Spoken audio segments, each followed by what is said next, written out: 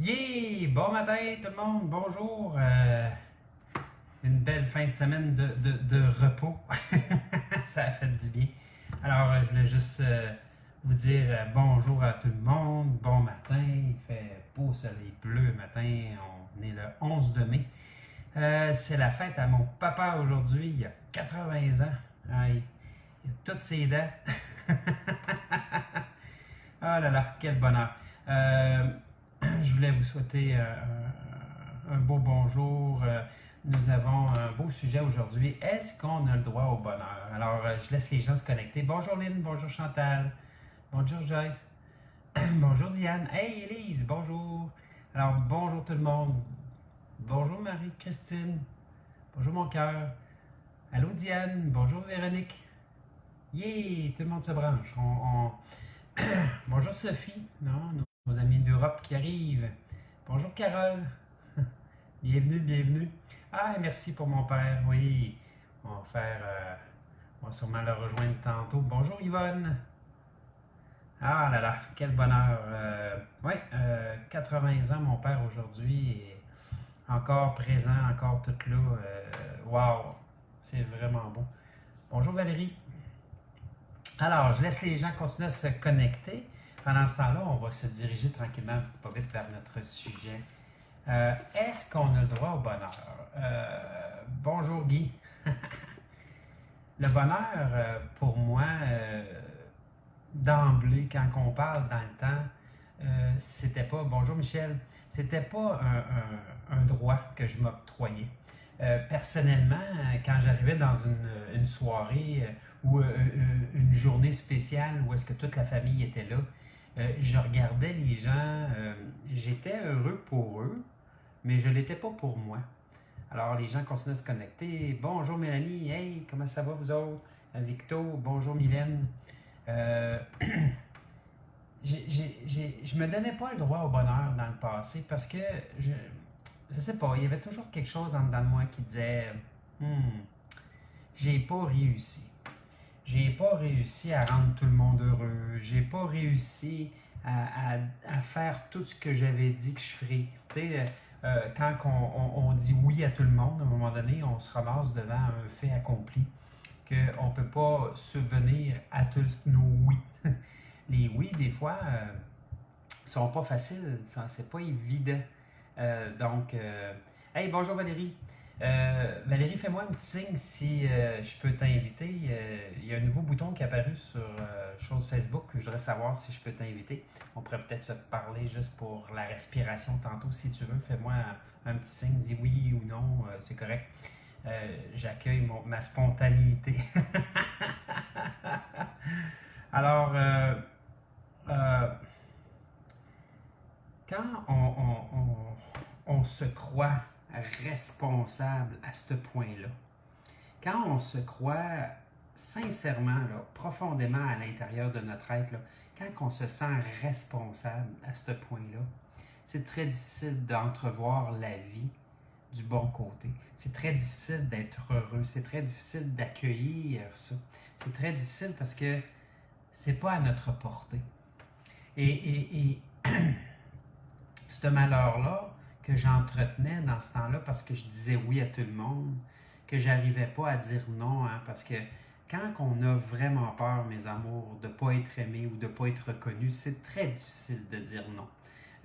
Je le dis, excusez-moi, ma table, je le dis là, que c'est difficile dans ce temps-là, ok? Pourquoi? Ben, parce que la quête d'amour et de reconnaissance devient un mode de survie, devient la ligne de base. Ne pas avoir ça veut dire la mort de l'âme, la mort à l'intérieur, mort. Là, tu sais. On en connaît tous des gens qui sont morts à l'intérieur, qui font juste métro boulot dodo, puis on dirait que c'est un film qui se répète, un peu comme le lendemain, la jour de la marmotte, comme dans le film, où est-ce que les choses se répètent, et ça n'a aucun sens, sincèrement, que ça se répète comme ça. Puis, un jour, on vient tanner. Faites-moi des petits pouces, faites-moi des petits pouces ou des petits cœurs ceux qui comprennent ce que je veux dire, qu'un jour, on devient tanné de vivre toujours les mêmes séquences, de vivre toujours... On dirait que c'est un film continu, puis on dirait qu'il n'y a pas de possibilité de se sortir de là. Yeah, il y a du monde qui comprenne ce que je veux dire. Parfait, ça. Et là, à partir du moment où est-ce que on est dans ce cheminement-là, on n'a pas la conscience du bonheur. On n'a pas la conscience de ce que ça peut nous offrir comme événement interne. On n'a pas cette conscience-là. On ne peut pas écœurer, voilà. Bonjour Mélanie, bonjour Aline, bonjour Isabelle, hey, bienvenue. Donc, quand on est dans un fil continu de recherche d'amour et de reconnaissance à l'extérieur de notre être, on finit par vivre dans un roulement qui devient notre normalité. Et dans cette normalité-là, on n'a pas accès à notre bonheur. C'est impossible parce qu'on est toujours axé sur les autres pour être certain d'être aimé puis être certain d'être reconnu. Est-ce qu'on peut comprendre l'effort soutenu que ça demande, tout ça? N'importe qui finirait par craquer, mes amours. Comme j'ai fait. Un jour, j'ai craqué. J'ai craqué et je ne pouvais pas soutenir à toutes les oui que je disais. Je ne pouvais pas faire en sorte que tout le monde était heureux. Je ne pouvais pas faire en sorte de voir aussitôt que quelqu'un avait besoin, là, je le voyais de loin, là, puis là, j'arrivais, puis j'allais donner un coup de main. Et là, c'était certain qu'il fallait que j'en fasse plus que les gens me demandaient pour être certain d'être aimé et d'être reconnu. Alors, on peut comprendre la pression interne. On peut comprendre à quel point ça demandait de l'énergie.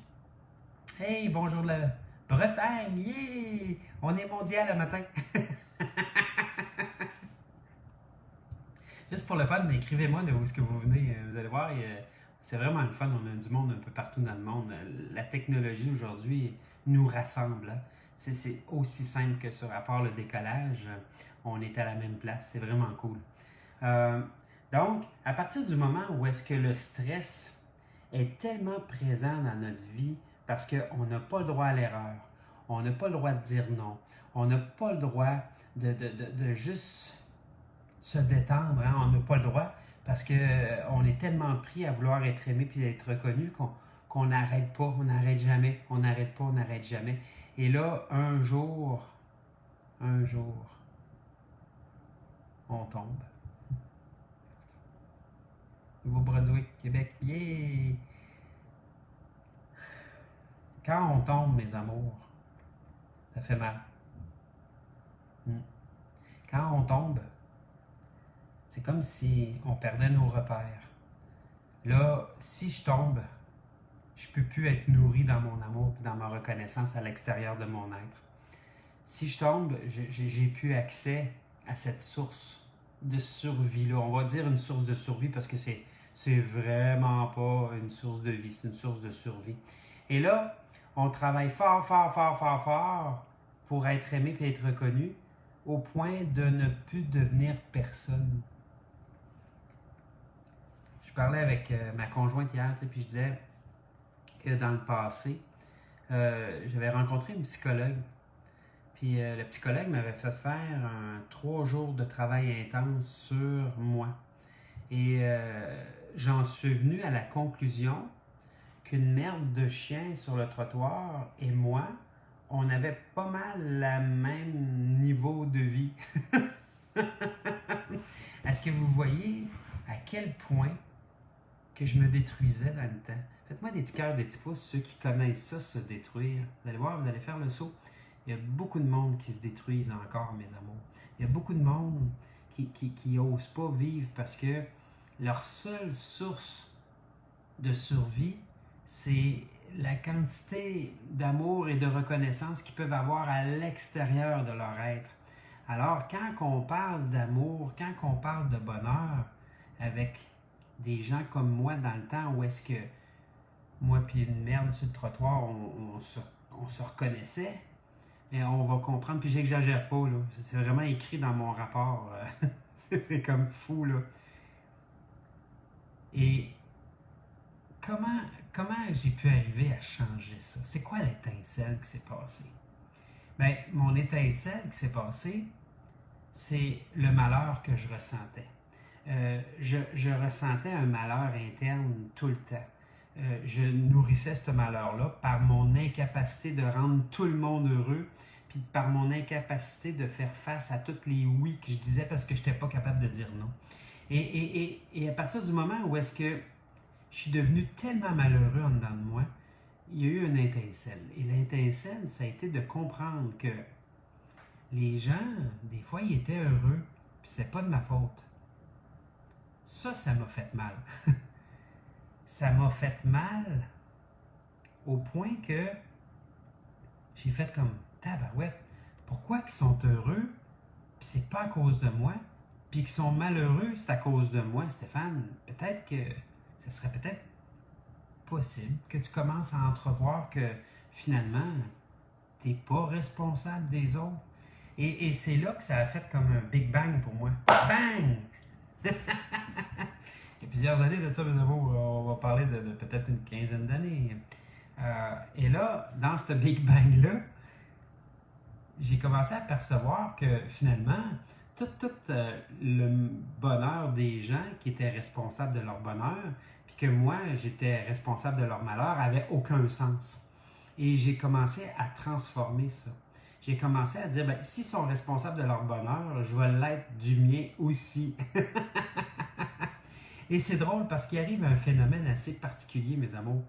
Quand on commence à percevoir que nous sommes responsables de notre bonheur, on commence à moins pointer les gens, les situations ou les choses à l'extérieur.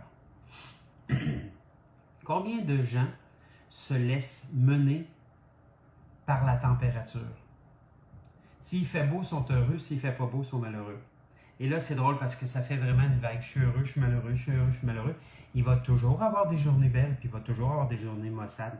C'est ça la vie, c'est ça la dualité, c'est ça. La végétation a besoin autant de pluie que de soleil.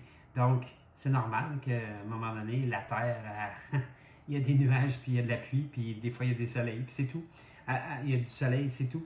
Donc, à partir du moment où est-ce qu'on comprend le concept, ça devient vraiment intéressant. De juste se créer un roulage, un roulement, de dire, OK, aujourd'hui, là, est-ce que je peux oser d'être heureux? Même si c'est juste une minute, ça fait toute la différence. Une minute peut faire un gros changement dans notre vie. Juste une minute de bonheur permet de remplir le bonheur et ça prend du temps à vider ça. Mais juste une minute, de commencer par une minute, nous permet de simplement commencer à se raccrocher après quelque chose. On se raccroche après un bonheur qui devient instinctif, qui va créer dans notre inconscient l'instinct de ce bonheur-là. Donc, on agit consciemment assez longtemps pour que ça devienne inconscient. Et dans l'inconscient, c'est-à-dire que l'habitude embarque. On est des êtres d'habitude. C'est ça qui est vraiment génial avec l'humain. Nous sommes des êtres d'habitude.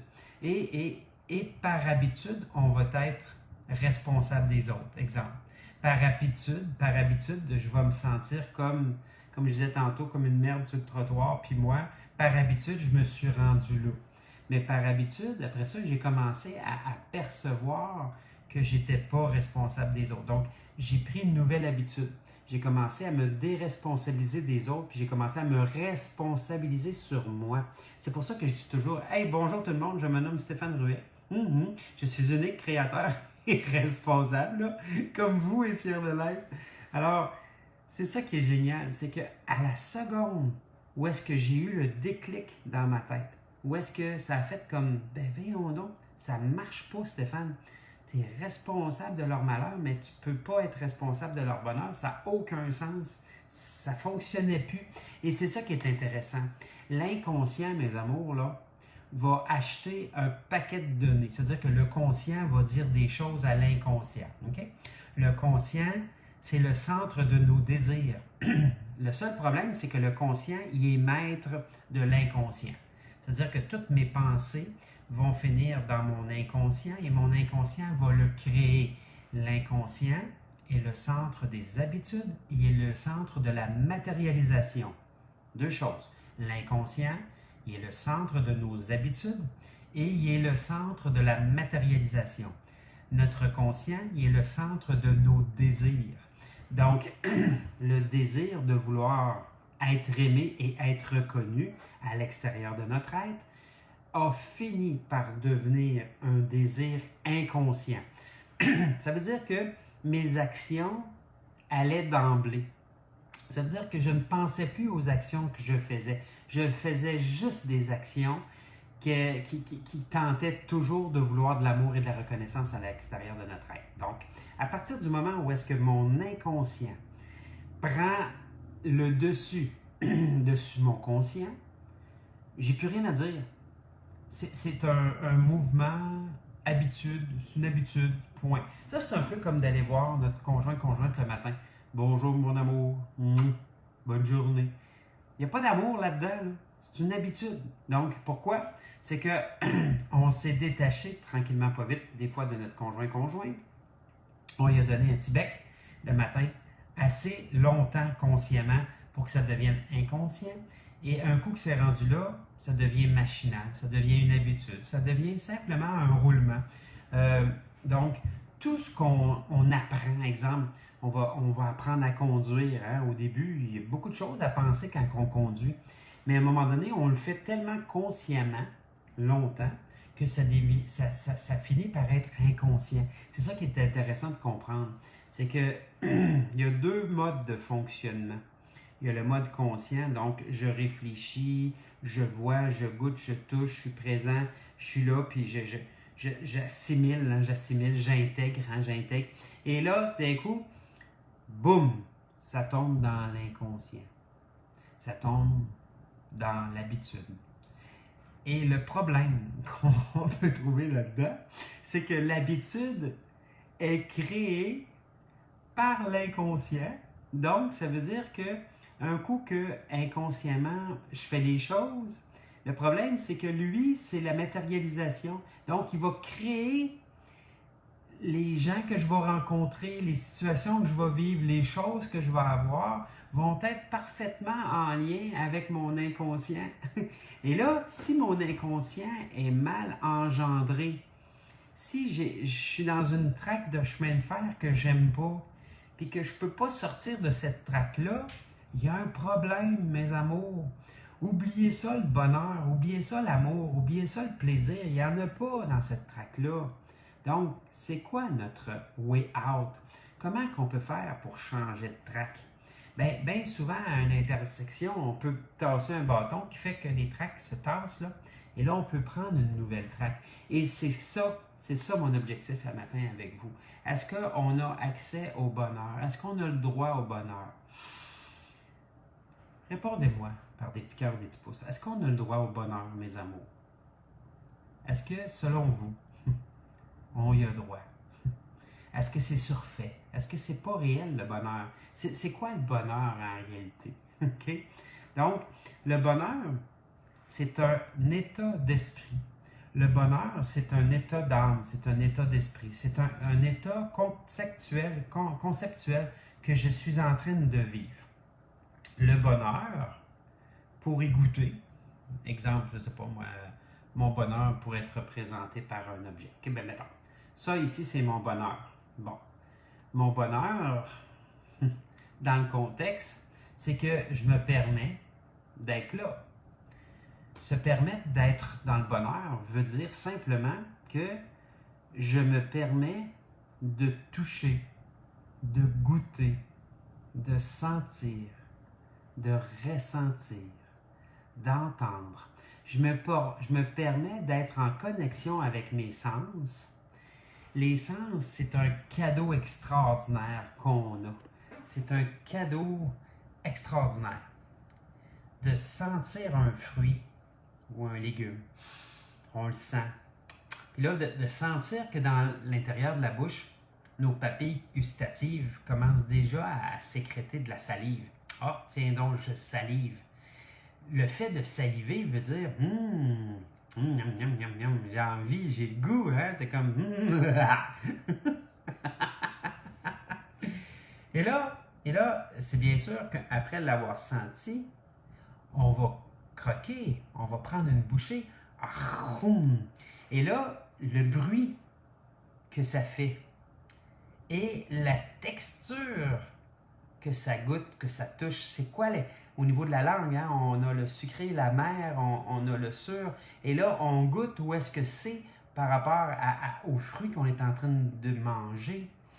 Et là, vu qu'on a, on a croqué le fruit, bien, il y a l'odeur du fruit qui commence à nous titiller le nez. Hein? Et là, tous les sens se mettent en ébullition. Et elle se met à travailler dans un mélange de formes, de pensée, de passé, de plaisir, parce qu'on était, ça me rappelle, dans un verger, quand j'étais avec mes enfants, quand ils étaient jeunes, on a joué. Et là, ça me rappelle aussi je ne sais pas, le jus d'orange que ma mère me servait quand j'étais jeune. Donc, nos sens commencent à s'entremêler avec nos pensées, avec notre inconscient qui vient nous révéler des situations passées qui étaient plaisantes. Parce que le fait de décider de prendre le temps de mordre dans un fruit, de croquer dans un fruit, nous ramène dans un plaisir. C'est un plaisir très éphémère, il ne durera pas. Sauf que ça nous permet d'être en contact avec un plaisir. C'est comme prendre le temps d'embrasser notre conjointe. Prendre le temps de toucher ses lèvres, de toucher sa langue, de prendre le temps d'être collé, de sentir, ressentir, toucher, goûter. Ça l'emmène les sens à travailler pour nous. Et là, il y a plein de choses qui se passent dans notre corps, dans notre mental, dans notre esprit, dans notre âme, dans notre cœur. Et là, le cœur se met à battre plus vite. Et là, il y a des choses qui évoluent. Donc, est-ce qu'on a le droit au bonheur? Oui. Et le bonheur est évolutif. Automatiquement, le bonheur engendre du bonheur.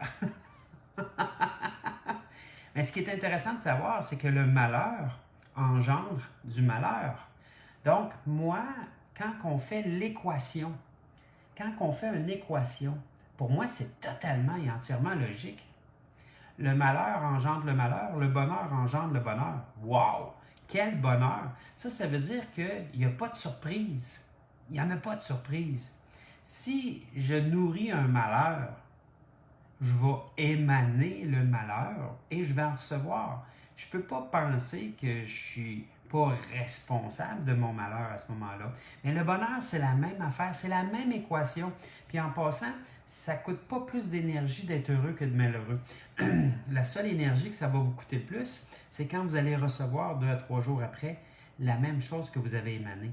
Donc, à partir du moment où est-ce que on commence à comprendre une chose, voulez-vous savoir? Faites-moi des petits pouces ou des petits cœurs, ceux qui veulent savoir, tu sais, de l'information. On commence à comprendre une chose. C'est que, merci pour les petits cœurs et les petits pouces, le bonheur n'est pas un résultat. Le bonheur n'est pas un rendez-vous qu'on a donné au coin d'une rue. Le bonheur n'est pas sur une plage à Cuba. Le bonheur, c'est pas une fête de famille. Le bonheur, c'est pas un somptueux repas avec un bon verre de vin qu'on va manger. Le bonheur, c'est pas ça. Le bonheur, c'est simplement de se permettre d'avoir accès à ça. Si je suis sur une plage à Cuba, la plage Pilar, c'est une des plus belles plages au monde où il y a un sable blanc fin, aucun coquillage, c'est de toute beauté. Et que je ne profite pas de l'instant présent, il n'y aura pas plus de bonheur. Si quelqu'un me sert un repas somptueux avec un bon verre de vin, peu importe s'il coûte 500-600$ la bouteille de vin, si je le cale puis je ne prends pas le temps d'y goûter, de savourer, si je ne prends pas le temps de savourer avec mes sens, tous mes sens Qu'est-ce que je ressens quand je bois? Qu'est-ce que je goûte? Qu'est-ce que j'entends? Qu'est-ce que je sens? Qu'est-ce que je vois? L'arôme, le goût, tu sais, si je ne prends pas le temps de goûter au bonheur, le bonheur n'existera pas plus.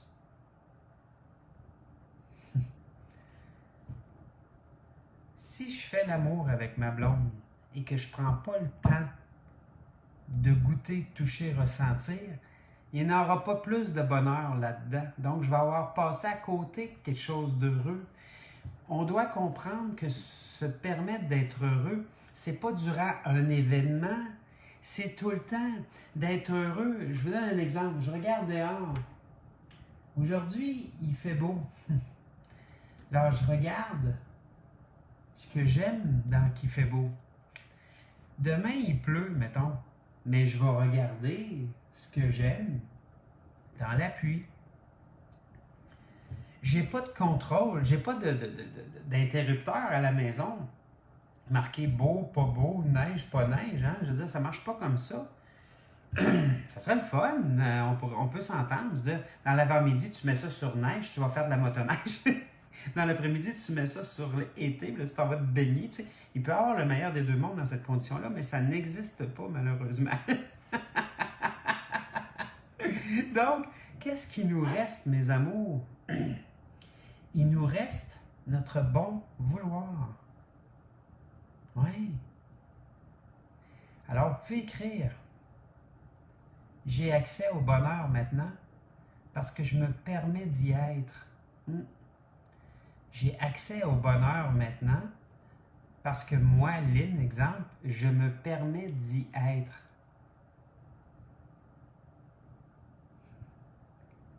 Lilia, le bonheur, c'est là. Wow! Now, right now, oui, c'est ça. Mais, alors, on doit comprendre cette subtilité-là. Juste transformer un petit quelque chose. Quand vous êtes dans votre roulement de vie et qu'il n'y a pas beaucoup de place à savourer, donnez-vous la chance de la savourer, ne serait-ce qu'une minute dans votre journée. Il y a une bonne musique, une bonne chanson qui passe à la radio, exemple. Ça dure en moyenne 3 minutes. Viens pas me dire que tu peux pas prendre 3 minutes pour toi dans ta journée de travail. C'est pas vrai, là. Alors, tu syntonises la chanson que tu aimes, tu montes le volume un peu et tu prends le temps de savourer. Oui, bravo! J'ai accès au bonheur et je me permets d'y être. Ça, c'est génial, mes amours. Regardez, j'en ai les frissons. Pourquoi? Parce que c'est comme ça que j'ai nourri depuis plusieurs années maintenant le bonheur en moi. C'est comme ça que j'ai nourri toute ma capacité d'être heureux. C'est comme ça. C'est à travers des petites choses et prendre le temps d'y être. Alors, je crois que j'ai trouvé mes feuilles d'harmonisation. Yeah! C'est moi ou ma blonde qui les a trouvées? C'est pour moi. Ils sont toujours sur mon bureau, mais ils peuvent savoir égarer. Puis pourtant, j'ai pas grand-chose sur mon bureau. Mais tu sais, nous autres, les hommes, hein, si on n'a pas ouvert le tiroir, je vois mes feuilles, on les trouve pas. L'autre fois, je parlais avec ma conjointe, mon amoureuse, puis elle me dit mon amour, il va falloir que tu fermes un des deux tiroirs parce que là, tu essaies de faire deux choses en même temps. Ça ne marche pas. Mes deux tiroirs, ça. Il n'y a rien à faire. Faut se permettre de dire on le dira pas. Ouvrez, messieurs, un tiroir, fermez l'autre, puis ouvrez un autre. Des fois, on n'a pas le choix. On ne peut pas ouvrir deux tiroirs, malheureusement. Alors, prendre le temps de savourer. Merci, Michel. Yeah! Ah, pur bonheur, le rire. Yeah! Pur bonheur, le rire. Mais de se permettre d'y être. Se permettre d'y être, pour moi, veut dire se permettre d'être dans le présent. Être dans le présent veut dire être en interaction avec mes sens. C'est ça que ça veut dire, le présent. Le présent, il existe parce que je me permets qu'il existe. Je suis dans mes sens. Et à la seconde où est-ce que je suis dans mes sens, je savoure, c'est bien certain. Et c'est comme ça aussi que je peux me permettre de voir ce que j'aime et ce que j'aime pas. S'il y a quelque chose qui m'arrive que j'aime pas, je vais le prendre le temps, pareil, de le savourer. Donc, je vous explique. Je vais prendre le temps de savourer ce que j'aime pas parce que il va me permettre de venir confirmer à travers mes sens la même affaire. Si j'aime pas quelque chose, je me battrai pas pour l'aimer. Sauf que je vais aller voir pourquoi que je l'aime pas. Et ça, c'est intéressant parce que là, on peut commencer à évoluer, mais d'une façon... Ouhou! Quand j'accueille quelque chose que j'aime pas, puis que je me mets à le savourer, le même type que quelque chose que j'aime, je vois instinctivement le pourquoi. Je donne un exemple. Tes petits gars, 5-6 ans, tu te fais garrocher dans la piscine. Exemple. Tu te fais prendre de force, puis tu te fais jeter dans la piscine. Ça, c'est souvent suffisant pour ne pas aimer l'eau ou pour arrêter d'aimer se baigner. Je ne vous parle pas de moi. Je vous parle d'un fait que j'ai eu à travers les soins, les gens qui sont venus me voir, et qu'ils s'étaient fait forcer à faire quelque chose. Et là, quand ils viennent pour se rebaigner, ils ont toujours une petite résistance. Ils ont toujours une forme de peur inconsciente. Il y a toujours quelque chose qu'ils n'aiment pas de ce qui se passe en eux, pour eux, etc. Et là, on peut prendre conscience que, OK, j'entends que tu n'aimes pas ça, puis j'entends que tu as peur. Mais comment tu peux faire pour changer ça tranquillement? Et là, moi, ce que je leur fais faire, c'est consciemment, c'est de regarder le dessus de l'eau, les reflets, le bruit de l'eau, et ensuite de ça, tranquillement, pas vite, de s'immerger tranquillement. Juste les pieds, les jambes, pour voir que finalement, il n'y en a pas de danger. Le danger vient d'un petit eux qui n'ont pas aimé se faire bousculer ou se faire mettre la tête sous l'eau. Et c'est tout. C'est juste une mémoire qui les empêche d'avoir accès à l'eau. Puis pourtant, l'été, quand il fait beau, c'est plaisant d'être dans l'eau. Alors, on doit le comprendre, ça. Qu'il y a une possibilité de renverser n'importe quelle situation et de la mettre à notre avantage. Puis à partir de là, quel bonheur. Wow! Donc, on va aller travailler aujourd'hui sur ce qui vous empêche d'avoir accès à vos sens. C'est lequel du petit vous? C'est toujours une relation avec l'enfant en nous. C'est lequel des petits vous? Oui, apprivoisé. Merci Diane. C'est lequel des petits vous qui vous bloque, qui vous restreint à aimer quelque chose? OK? Donc, je donne un exemple. Dernièrement, il y a des tomates qui ont apparu dans mon assiette. Depuis que je suis jeune que je ne mange pas de tomates. C'est pas le goût, c'est la texture. La texture, des fois, elle passe pas dans ma bouche, puis ça fait le haut cœur. Puis à ce moment-là, ben, c'est bien difficile de manger quelque chose quand ça te fait lever le cœur. Mais il y a des petites tomates grelots qui apparaissent dans mon assiette, puis je décide de les manger pareil. Parce que je me suis dit, il n'y a pas d'hasard dans la vie. Et si les tomates sont dans mon assiette, même si c'est juste quelques tomates perdues, parce que ceux qui m'entourent le savent, je ne mange pas de tomates, donc ils ne font pas exprès de mettre des tomates dans mon assiette, mais je les ai mangées. Puis, je peux pas dire que je les ai savourées. Je peux pas dire ça. Mais je peux vous dire que j'ai quand même osé prendre le temps de les manger, consciemment. Et là, ben, la texture vient d'un petit Stéphane, qu'il y avait 2 sœurs plus grandes que lui, puis des fois, il lui jouait des tours.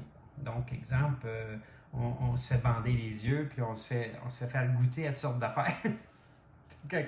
Dans le frigidaire. Puis, ils m'ont mis quelque chose dans la bouche, je ne me souviens pas c'était quoi, mais la texture m'avait littéralement fait vomir. Puis ça m'a resté. Donc, on comprend que l'inconscient enregistre. L'inconscient, c'est une grande enregistreuse. Il enregistre tout depuis qu'on est un fœtus dans le ventre de notre mère.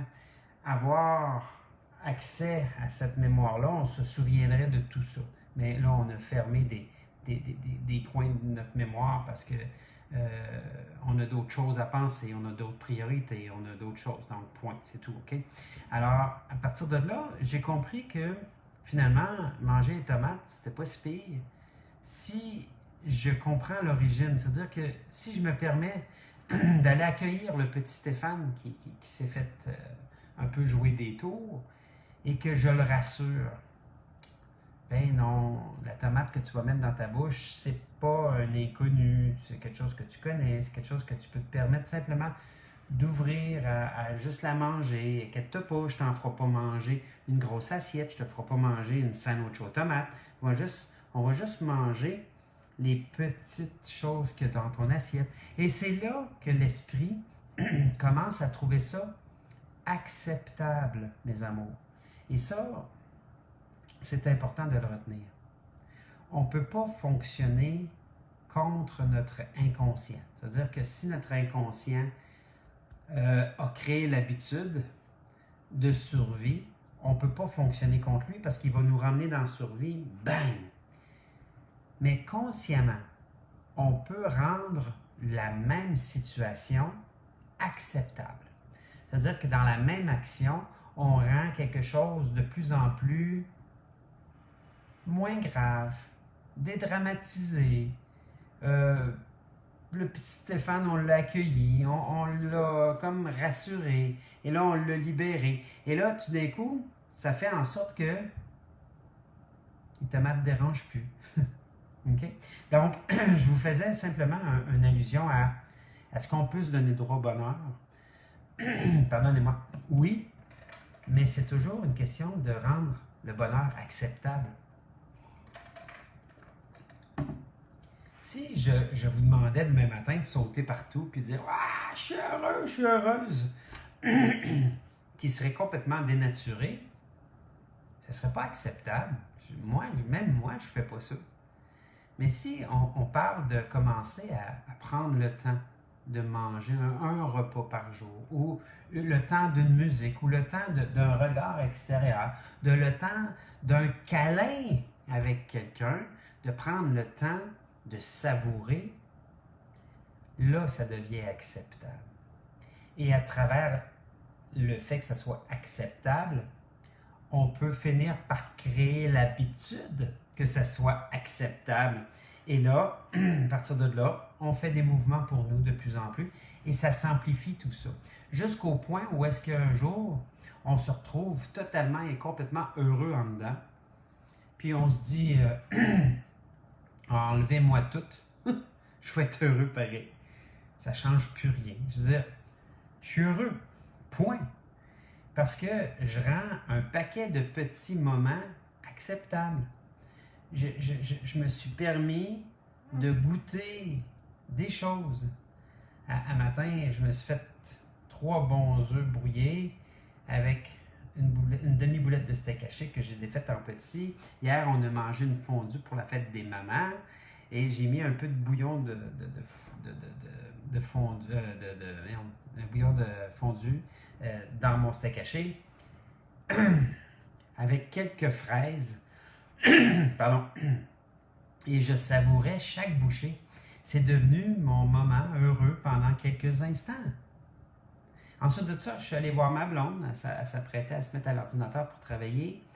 Puis je l'ai embrassée langoureusement parce que j'ai voulu savourer chaque petit moment. Ensuite de ça, j'ai ouvert mon ordinateur, mon iPad, et là, je me suis mis à vous parler, et là, j'ai vu plein de belles personnes venir se connecter, et j'ai savouré chaque présence qui est là. Oui, j'apprécie chaque présence qui est là. Puis je vous en remercie d'être là. Je vous remercie d'être là simplement parce que j'ai pas d'attente. Ah, il faut que tu sois là. Ben non, il ne faut pas que tu sois là. Si tu décides d'être là, consciemment, c'est toi qui décides. Mais wow, j'ai savouré chaque instant jusqu'à maintenant. Et là, je vais vous faire dire des phrases que je vais savourer avec vous.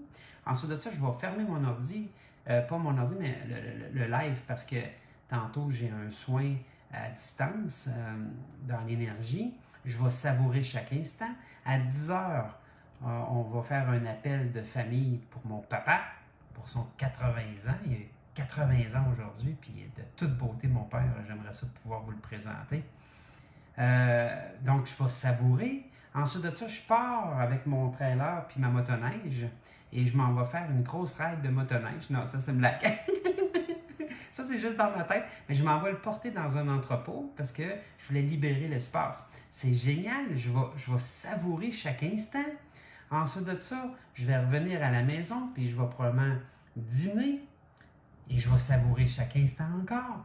Voyez-vous ce que je veux dire par là? Merci pour les petits cœurs et les petits pouces. Mais est-ce que vous comprenez ce que je veux dire? Sincèrement, que le bonheur, c'est pas un résultat. C'est pas une image de nous. Je suis heureux! Wouhou! Non, ça marche pas ça. Mais que le bonheur se trouve à travers des micro-petites choses, plusieurs dizaines de petites choses dans la journée ou plusieurs centaines de petites choses dans la journée. Le bonheur se trouve à travers ça. Moi, souvent, le matin, je me lève de très de bonne heure. Je fais mes dossiers parce que je fais une formation, un 21 jours qu'on appelle. Donc, pendant 21 jours, je lis l'énergie des gens le matin. Je leur envoie un dossier par courriel à tous les matins de bonne heure. Et je savoure, mes amours. Je m'assieds sur mon divan avec un coussin puis mon iPad. Puis là, j'écris. Puis je me laisse complètement imprégner de l'énergie des gens. Puis là, j'écris ce qui est là. Puis après ça, je leur mets des phrases qu'ils ont à dire pour partir de leur tête, revenir dans leur cœur. Partir de leur tête, de revenir dans leur cœur. Puis je m'amuse à le faire, même s'il est 4h30, 5h le matin. Je m'amuse à le faire parce que, pour moi, ça me fait du bien. Ensuite de ça, je fais un 10 minutes de boxe tous les matins. Ben, pas tout, mais en tout cas, la plupart des matins. Ensuite de ça, je déjeune. Puis là, ben, je me mets une émission sur mon iPad avec mes écouteurs. Je fais mon petit déjeuner parce que souvent, je suis toute seule pour déjeuner. Parce que c'est très de bonne heure le matin. Et là, je me laisse juste m'amuser à travers une émission. Bon, c'est tout. Alors, de trouver le bonheur, on n'a pas besoin de s'expatrier à l'autre bout du monde pour le connaître. Parce que même à l'autre bout du monde, mes amours, quand on n'est pas heureux, on reste malheureux. Peu importe si vous changez de partenaire 12 fois par année, vous ne serez pas plus heureux. Ben non, parce que ce n'est pas à travers notre partenaire qu'on va trouver le bonheur. Non. C'est à travers nous-mêmes. Et quand on est heureux, on peut rencontrer des gens qui sont heureux. Ensuite de ça, c'est pas à travers les activités physiques qu'on va trouver le bonheur, parce que peu importe la quantité d'activités physiques qu'on fait pour essayer de le trouver, on ne le trouvera pas. C'est d'être heureux d'aller faire nos activités physiques qui nous donnent ce bonheur-là. Et ainsi de suite, ainsi de suite, ainsi de suite, OK? Alors, on va prendre une grande inspiration. Alors, grande inspiration par le nez. 3 secondes. 1, 2, 3 et...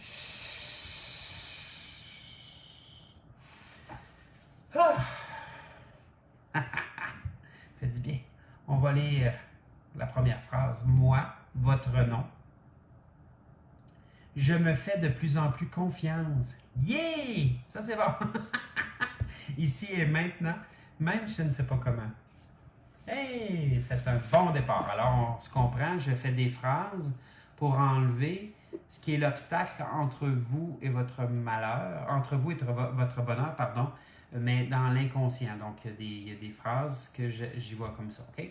Alors, moi, votre nom, on prend une grande inspiration.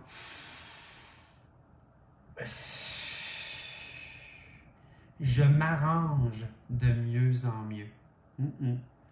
Je m'arrange avec moi-même, je m'arrange. Je prends le temps d'arranger des choses pour moi, OK? Une autre phrase. Moi, votre nom.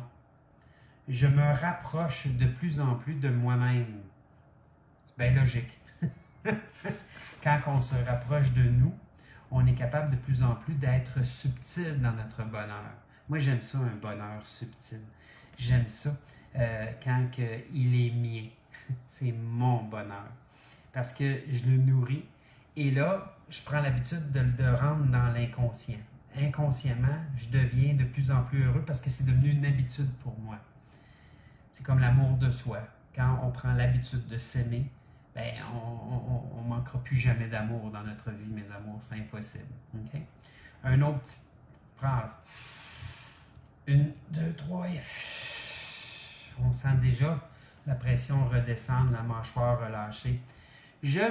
Moi, votre nom, je me complimente de plus en plus. Ben oui, mes amours, ça coûte pas cher se complimenter.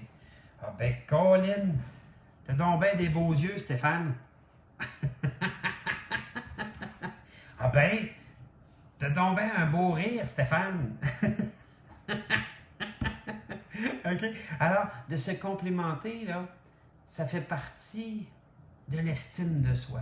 D'être capable de se dire, bravo, mon Steph. T'as-tu fait de ton mieux? Oui! Bravo! T'as-tu fait de ton mieux? Non! Ben, je me pardonne, je vais faire mieux la prochaine fois. On dédramatise, mes amours, OK? Une autre phrase. 1, 2, 3 et... Moi, votre nom. Je me connais de plus en plus. Ça, c'est tellement hot de se connaître. Oui! Ça développe notre discernement, qui est une des 3 lois de la réussite en toute chose. Mon discernement, qui je suis pas, ce que je veux pas, mes forces, mes faiblesses. Le deuxième, c'est ma foi. Hey, quand je sais ce que je veux, je le fais. Ça, c'est ma foi. Alors, ma foi, c'est ma confiance en moi de dire, OK, je le fais. J'arrête de me poser des questions, point. OK? Et la troisième, c'est la persévérance. Donc, je sais ce que je veux, je le fais. Ça, c'est ma foi. Je sais ce que je veux, c'est mon discernement. Et je vais le faire jusqu'à temps que j'y arrive. Ça, c'est ma persévérance. Tous ceux que j'ai connus dans le passé, qui ont arrêté juste avant de réussir, m'ont tous dit la même chose. J'aurais donc dû. J'aurais donc dû continuer. Ben oui. Les j'aurais donc dû coûtent cher, mes amours. Ça coûte cher à l'estime de soi, ça coûte cher au manque d'amour, ça coûte cher dans notre intérieur, point qu'un peu. Mais quand on le sait, on peut se pardonner. Donc, je me pardonne, moi, Stéphane, d'avoir arrêté un mouvement que j'aimais. Mais j'ai décidé de recommencer et je vais persévérer. OK? Alors, on prend notre inspiration. 1, 2, 3 et... Oui, on commence à sentir le calme en nous, mes amours. Je le sens, votre calme, ça va bien. Un autre phrase. Pardon. Moi, Stéphane, excusez-moi, votre nom. Je suis de plus en plus gentil ou gentil avec moi-même.